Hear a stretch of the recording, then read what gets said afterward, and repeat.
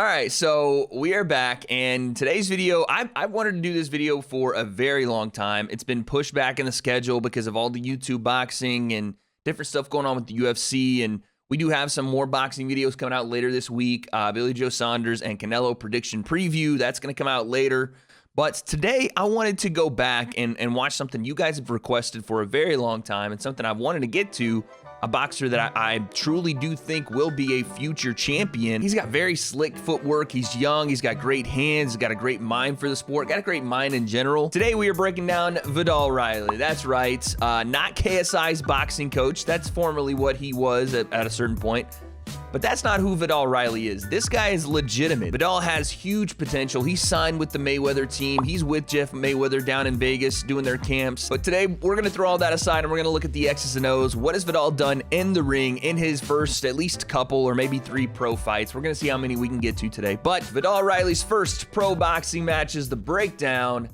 Let's go. Got Viddal getting warmed up. The hands are taped. Oh, there's Jeff. Jeff Mayweather holding the pads. Is he Viddal's lead corner? I think he is. Since joining, obviously, the Mayweather team, I think he's Viddal's lead corner. Okay. This guy right here looks like every generic movie fight scene announcer. Can we get the guy a suit that fits? His cuff is completely down here by his forearm. We're going to need that at the wrist. Shoulder pads went out of style in 1980, big man. I know this is Viddal's first pro fight, but can somebody look like a professional besides Viddal and his team? Round 1. Touch him up. Nice jab.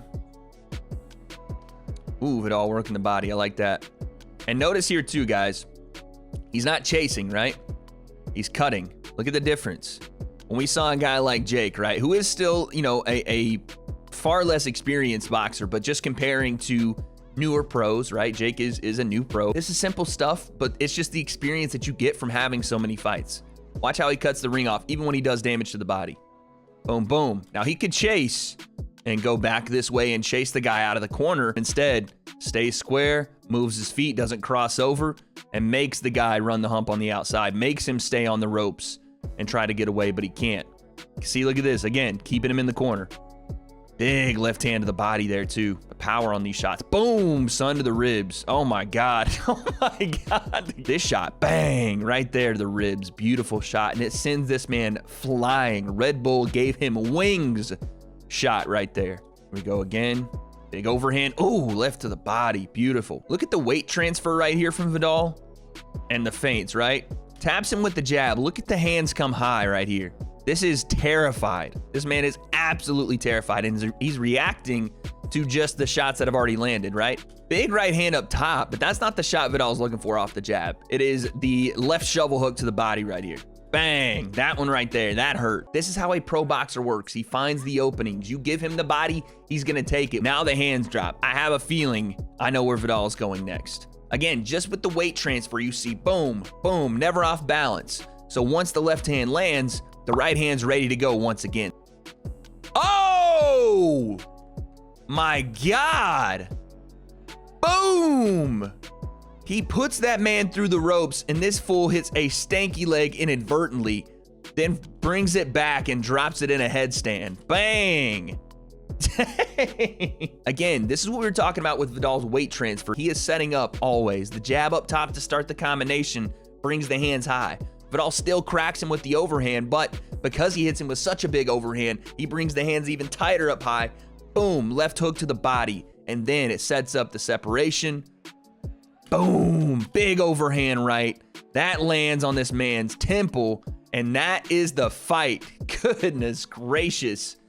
Viddal Riley, what is this guy doing on the mat? Yo, his corner's like trying to get him. The referee is just letting him lay there. He's like flopping around like a fish. He can't move his arms. He got cracked. He got cracked with a big overhand, and I think he didn't want to be in there from the first shot Viddal landed. Again, this was a massive mismatch. Viddal Riley, on his worst day, with one hand tied behind his back, puts this guy to sleep 100 times out of 100. But again, this is what happens in boxing, and really it's what should happen to a certain extent. I don't want to see boxers come out and just destroy people left and right, but you do need to accelerate their competition as they fight. And not to bring up Jake Paul, but Jake is going out and building his resume the same way guys like Viddal do, even though, you know, Jake isn't fighting pro boxers. Jake could have beat this guy standing across from Viddal, no doubt about it. So I don't hate that Jake is doing it the way he's doing it, because pro boxing has done this for decades and millenniums. It doesn't emphasize competition until you're in that 15 to 20 win range, which is something I still have a little bit of a problem with. But nevertheless, big knockout for Viddal. Let's take a look at his second pro fight and see what we got there. I'm gonna see this guy he's fighting. Who's he fighting? Okay. The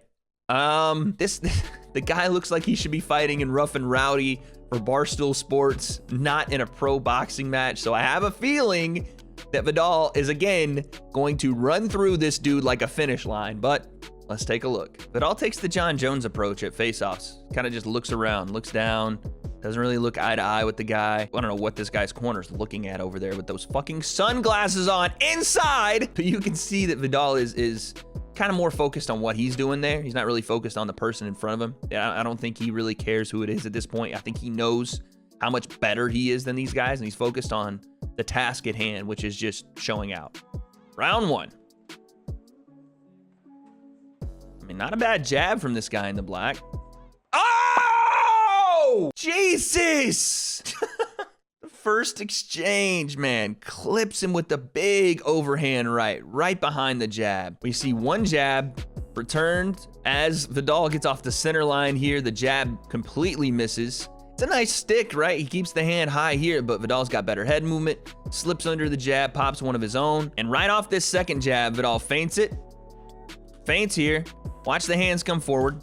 This is why you don't bat at shots. This is why you keep the parries close here, not hands forward, batting down shots, because look at this missile coming behind it, this huge overhand, because this hand has come down to parry, maybe try to slap down this jab. This hand isn't on his ear connected trying to answer the phone, and it wouldn't have mattered if he did because the call had no reception. There was a thunderstorm, lightning of a right hand over the top.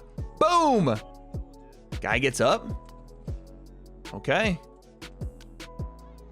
Viddal probing. Oh my God. This is interesting what Viddal does here. I mean, it's not the most complicated thing in the world, but this guy's hurt. This guy right here is hurt, and he's just trying to keep it together. Viddal, now that he's landed the big overhand off the jab feint, he's going to keep feinting that jab out there, and he's going to show him something else, right? Didn't even throw that right hand hard. It was just to give him a look, to be like, hey, man, this right hand's still here. You better protect yourself. Again, throwing those hands forward. If Viddal threw this with any kind of power, he probably would have sat the guy once again. But just showed it to him. Now watch. Look at him show the jab. Shows it. Shows it. This guy is expecting jab. He showed it to him twice now, and he showed him the overhand. He's expecting the next thing to be a jab to either the body or the head. Instead, leaping in left hook. Good Lord. Snaps the neck. My Lord.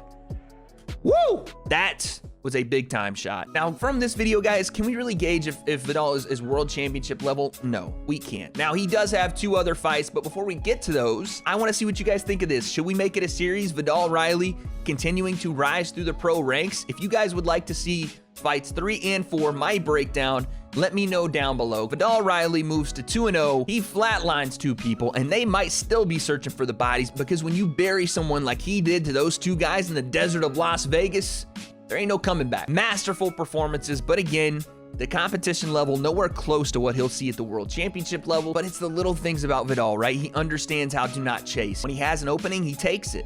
But when he has an opponent hurt, he doesn't just go wild, he does it in a controlled way. You saw it in both those fights. And this is why also you can't put Viddal in the ring with a guy like Tommy Fury or Jake Paul, because he has so much experience at the amateur level. Viddal Riley's level is so much higher than Jake Paul's, like, it's not even close. And what's indicative of that is BJ Flores telling Viddal that they don't have any plans on fighting him, because they understand that Viddal is that much better than Jake is right now and will ever be. Viddal will continue to rise. He's younger than Jake, continuing the sport full time. He's always going to be better than guys like Jake. Viddal would tune him up and get him out of there quick, like your auto shop down the road that guarantees an oil change in under 25 minutes. I never know if they actually do the oil change. I feel like they just lift the car up and like look at it for a sec and kind of peek around to make sure you're not looking, and then just gotta lower it down and be like, yeah, we're all done, man. What I'm trying to say is Viddal Riley is on a high level. He's on another level compared to the Jake Pauls, the Tommy Furies. Guys like that are not in his league. And that just leaves one question, and yes, I'm gonna pull a Chael Sonnen because I fucking love ending videos this way.